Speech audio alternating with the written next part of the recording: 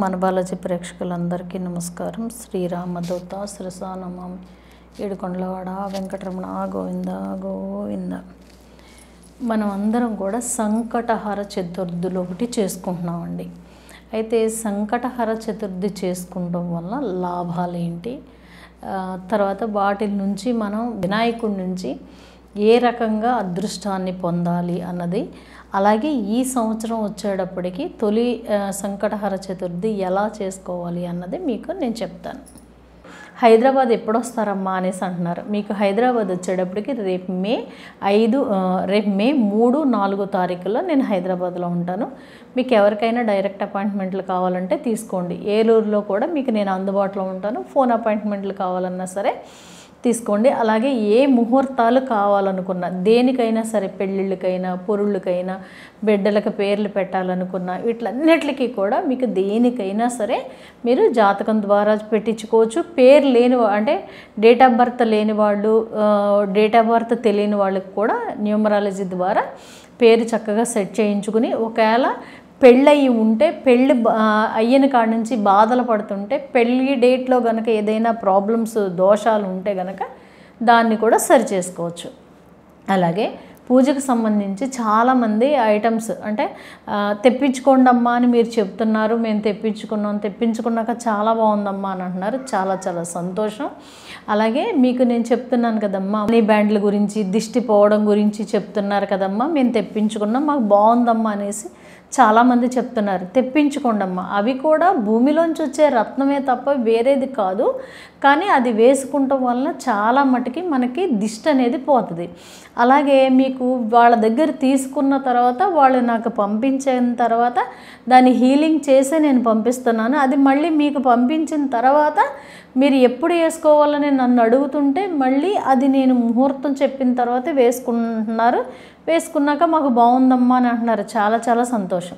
సరే, ఈ సంకటహర చతుర్థి అని ఎందుకంటున్నాను అంటే, చైత్రమాసంలో వచ్చే సంకటహర చతుర్థినే తొలి సంకటహర చతుర్థి అని అంటారు. ఈ సంవత్సరం వచ్చేటప్పటికి 16వ తారీఖు, ఏప్రిల్ 16వ తారీఖు వచ్చింది. అందరూ చేసుకోండి. ఎందుకు అని అంటే, చూడండి, షష్టగ్రహ కూటమి, దానివల్ల చాలా ఇబ్బందులు పడతారు. చాలామంది ఒక రకంగా చెప్పాలి అంటే భయపడుతున్నారు. అయితే మనం ఈ అమావాస్యలకి, పౌర్ణములకి, తర్వాత ఈ చతుర్దశులు ఇలాగా ఫస్ట్ తారీఖులు చేసుకుని, అందులోనూ విడిగా ఏకాదశులు ఇవి చేసుకుంటాం వల్ల స్వామి అనుగ్రహం, అమ్మ అనుగ్రహం వల్ల, భగవంతుడి దయ వల్ల మనం చాలా బాగున్నాం. అయితే అది చాలు కదండి మనకి. కోట్లు వచ్చి కూర్చునే కన్నా మనకి జీవితానికి లోటు లేకుండా మన కష్టాలని భగవంతుడు తీరుస్తున్నారు అంటేనే చాలు కదా. అయితే ఏం చేయాలి అని అంటే చాలా చాలా విశేషం అండి. బుధవారం వచ్చింది. అందులోనూ గణేశుణ్ణి మనము బుధవారం నాడు కనుక ఆరాధించుకున్నట్టయితేనే మంచిదని చెప్తారు కదా పెద్దలు. ఆ మహానుభావుడే చెప్పారు కదా. అయితే అందులోనూ ఆ రోజు చవితి ఉంది కాబట్టి సాయంత్రం మాటలు చేసుకోండి. ఏం చేస్తారంటే, మీ దగ్గర ఉన్న మొత్తం అదేంటి మీకు చూడండి, మరకత గణపతుల్ని, తర్వాత మీకు వచ్చేటప్పటికి అమెథిస్ట్ గణపతుల్ని, వీటిలన్నిటిని ఇచ్చాను కదా, వేప గణపతులు, ఈ గణపతులందరినీ తెచ్చేసుకుని మీ ఇంట్లో పెట్టుకోండి. ఎప్పుడు పెట్టుకుంటారంటే ముందు రోజు నాడే పెట్టుకోండి. 15వ తారీఖు తెచ్చేసుకుని చక్కగా నీటితోటి కడిగేసేసుకుని పక్కన పెట్టుకుని, బుధవారం రోజునాడు 16వ తారీఖుకి మీరు ఏం చేస్తారంటే పెసలు తెచ్చుకోండి. పెసలు ఎన్ని తెచ్చుకోవాలి అని అంటే కనుక, మీకు వచ్చేటప్పటికి 500 గ్రాములు పెసలు తెచ్చుకోండి. తెచ్చుకొని అలాగే సాయంత్రానికి గరిక తెచ్చుకోండి. ఈ 500 గ్రాముల పెసల్లో 250 గ్రాములనేమో సగం సగం చేయండి, వేరు చేయండి. చేసి 250 గ్రాములు పక్కకు పెట్టి 250 గ్రాములు నీళ్ళలో పోసి నానబెట్టేయండి. ఉదయం నానబెట్టేయండి. నానబెట్టేశారు కదా, ఇప్పుడు గణేశుడికి వచ్చేటప్పటికి మీరు ఏం చేస్తారంటే, చక్కగా వీళ్ళందరినీ ఒక ఆసనంలో పెట్టి అక్కడ పెట్టుకున్న తర్వాత చక్కగా చందనంతో వీటితోటి బొట్లు పెట్టేసిన తర్వాత స్వామివారికి మీ కోరిక ఏదైతే ఉందో మీ గోత్రనామాలు చెప్పుకొని, మీ కోరిక చెప్పుకొని, గరికతోటి స్వామివారికి అష్టోత్తరం, ఈ అష్టోత్తరం కన్నా ముందు మీరు ఏం చేస్తారంటే పసుపు గణపతిని చేసి, ఆ పసుపు గణపతికి అక్షంతలు చేసుకుని 16 నామాలతోటి ఆ స్వామిని మీ కోరిక చెప్పుకొని, ఆ 16 నామాలతోటి ఈ అక్షంతలతో ఆ స్వామిని పూజ చేసి, స్వామికి కొంచెం బెల్లం ఒక తర్వాత ధూపదీప నైవేద్యాలు చూపించేసిన తర్వాత అప్పుడు ఈ పెసలు ఉంటాయి కదా, మీకు 250 గ్రాముల పెసలు ఉన్నాయి చూసారా, ఆ పెసలతోటి మీ దగ్గర ఉన్న ఈ అదేంటి గణపతులందరికీ కూడా అష్టోత్తరం చేసుకోండి. ఎలా చేసుకోవాలమ్మా, మాకు కుదరదు ఎంతమంది ఉన్నారంటే ఒక పని చేయండి, ఒక చక్కగా ఒక పళ్ళెంలోనో ఒక అదేంటి గాజు బౌల్ లాంటి దాంట్లోనో పెట్టుకుని స్వామివారికి అందరి మీద పడేటట్టు ఈ పెసలతోటి అర్చన చేసుకోండి. మీరు అష్టోత్తరం చేసుకోండి. చేసుకున్న తర్వాత ఆ పెసల్ని అట్లా స్వామి అందులో ఉన్న స్వామిని అలా ఉంచేసేయండి. ఉంచేసిన తర్వాత మీరు ఏం చేస్తారంటే స్వామివారికి వచ్చేటప్పటికి ఈ పెసలు ఏది నానబెట్టిన పెసలు ఉన్నాయి కదా, ఆ నానబెట్టిన పెసల్ని చక్కగా సాయంత్రం మీరు ఏం చేస్తారు, అదేంటి కొన్ని పెసల్ని తీసి పక్కన పెట్టి కొన్ని పెసల్ని తాలింపు పెట్టండి. ఆ తాలింపులో వెల్లుల్లిపై లేకుండా తాలింపు పెట్టుకోండి. కొన్ని పెసల్ని పక్కన పెట్టుకోండి. పక్కన పెట్టుకున్న తర్వాత పెసలతో అర్చన చేసి ఈ పెసలు తాలింపు పెట్టిన పెసల్ని నివేదన చెయ్యండి. ఇంకా కొన్ని పెసలు ఉంటాయి కదా మీకు, ఆ పెసల్ని ఏం చేస్తారు అంటే సాయంత్రం మాటలు ఇంచుమించుగా మీకు 5:30 నుంచి 6:30 ఈ గంట టైంలో మీరు ఏం చేస్తారంటే ఈ పెసల్ని తీసుకెళ్ళి ఆవుకు పెట్టండి. ఆవుకు పెట్టేటప్పుడు మీకు ఏదైనా కోరిక లేదు, మీరు ఈ అదేంటి 12 నెలల్లో వచ్చే చతుర్దశుల్ని కూడా అదేంటి చవితుల్ని కూడా సంకటహర చతుర్థుల్ని చేసుకోవాలనుకుంటున్నాను స్వామి, నాకున్న ఆటంకాలను తొలగించు.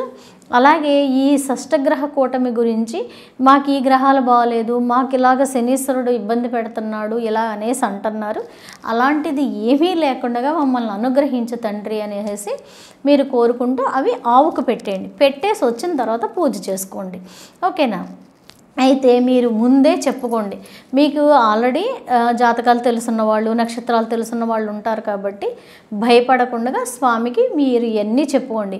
ఏం చేస్తాడు ఆయన అంటే మీకు బిజినెస్లో ఏదైనా ఆటంకాలు ఉన్నాయనుకోండి ఆ ఆటంకాలు తొలగిపోతాయి.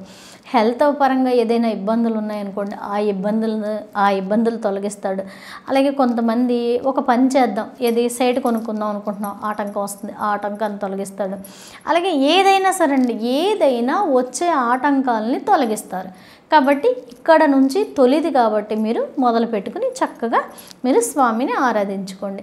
అయితే ఈ పెసల్లో ఉన్న స్వామిని అలా ఉంచేసేసి తెల్లారిన తర్వాత అప్పుడు ఆ స్వామిని తీసి వీళ్ళని ఎక్కడ పెట్టాలి అంటే మీకు ఆల్రెడీ నేను ఒకసారి చెప్పాను. ఏమని చెప్పాను అంటే మీకు ఆఫీస్లోకి వచ్చేటప్పటికి మీరు టేబుల్ మీద పెట్టుకునేటప్పుడు ఒక పాత్రలో పెసలు పోసి పెట్టండి అని చెప్పాను నేను. మీకు అది గుర్తుండే ఉంటుంది, లేదంటే వెనక వీడియోలు చూస్తే మీకు అర్థమవుతుంది. ఈ పెసల్ని మీరు ఎక్కడైతే మీరు పెట్టుకోవాలనుకుంటున్నారో ఈ 250 గ్రాముల పెసల్ని అంటే దేవుడి మందిరంలో అనుకోండి కొంచెం, తర్వాత మీరు ఆఫీస్లో పెట్టుకుంటున్నారనుకోండి, మీరు అదేంటి బిజినెస్ చేసే ప్లేస్లో పెట్టుకుంటున్నారనుకోండి అక్కడికే కొంత భాగం, లేదంటే ఈ 2 చోట్లకే అనుకుంటే 2 భాగాలే చేసి వీటిల్లో గణపతుల్ని దించేసేసి మీరు మీ ఆఫీస్లోనో తర్వాత ఇంట్లోనో ఇలా పెట్టేసుకోండి. ఈ పెసల్ని ఏమి చేయకండి, ఆ పెసల్లో గణపతిని పెట్టేసి అదేంటి మీరు ఎక్కడ నుంచి తెచ్చారో అక్కడ పెట్టేసుకుని డైలీ పూజ చేసుకునేటప్పుడు దీపం చూపించడం, తర్వాత అగరత్తులు చూపించడం, తర్వాత ప్రసాదం నివేదన చేయడం చేసేయండి. చాలు, ఇంతే. ఇంతవరకు చేశారంటే చాలు. మీరు ఇక్కడ నుంచి ఒక రకంగా చెప్పాలి అని అంటే మీరు 12 చేసుకున్నారంటే చాలా చాలా బాగుంటుంది. చేసుకోలేకపోయినా భగవంతుడు మిమ్మల్ని అనుగ్రహిస్తాడు. కానీ చేసుకునేలాగా భాగ్యాన్ని కల్పించు తండ్రి అని అనేసి ఆయన్నే కోరుకోండి, ఆయనే చేస్తాడు, మనకి ఏం కాదు. ఎందుకని అంటే ఎన్నో రకాలుగా అసలు ఏ పని చేసినా గణపతి ఆరాధన చేయకుండా ఆ పని పూర్తి అవ్వదు. ప్లస్ ఇంకొకటి ఏంటంటే ఏదైనా ఆటంకం వచ్చినా తొలగించేది ఆ మహానుభావుడే, ఆటంకాన్ని కల్పించేది ఆయనేనంట, ఆటంకాన్ని తొలగించేది ఆయనేనంట. కాబట్టి మీరు ఇలా చేశారు అంటే చాలు. మీకు ఒక రకంగా చెప్పాలంటే అక్కడి నుంచి మీ బిజినెస్లోనే చాలా మార్పులు చూస్తారు. అప్పుడు మీకు అనుమానం రావచ్చు, అమ్మ బిజినెస్ అంటున్నారు కదా, మరి జాబ్ చేసేవాళ్ళ పరిస్థితి ఏంటంటే జాబ్లో కూడా అంతేనమ్మా. ఎందుకనంటే మీరు ఇలా పెట్టిన తర్వాత ఇలా చేసిన తర్వాత మీకు వచ్చేటప్పటికి మీరు చేసే జాబ్లో మిమ్మల్ని గౌరవించడం, మీకు ₹1 శాలరీ అంటే ₹1 అని ఏదో మామూలుగా అంటున్నాను కానీ ఏదైనా శాలరీ పెరగడం కానీ లేదంటే వేరే చోట నుంచి మీకు డబ్బులు రావడం కానీ ఇలా జరుగుతుంది. కాబట్టి భగవంతుణ్ణి నమ్మి చెయ్యండి చాలు.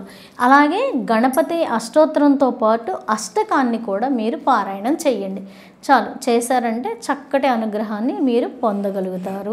కాబట్టి ఎవరైనా సరే అదేంటి సంకటహర చతుర్థి చేసిన తర్వాత మాకు ఇలా ఉంది అలా ఉంది ఇంత బాగుందని చెప్పిన వాళ్ళు చాలామంది ఉన్నారు. మీకు ఇంకోటి చెప్తానండి, ఎవరికైనా అదేంటి మరకత గణపతులు కావాలి అని అనుకుంటే కనుక మీరు రిజిస్ట్రేషన్ చేయించుకోండి, మీకు నేను పంపిస్తాను. ఓకేనమ్మా? జై శ్రీమన్నారాయణ.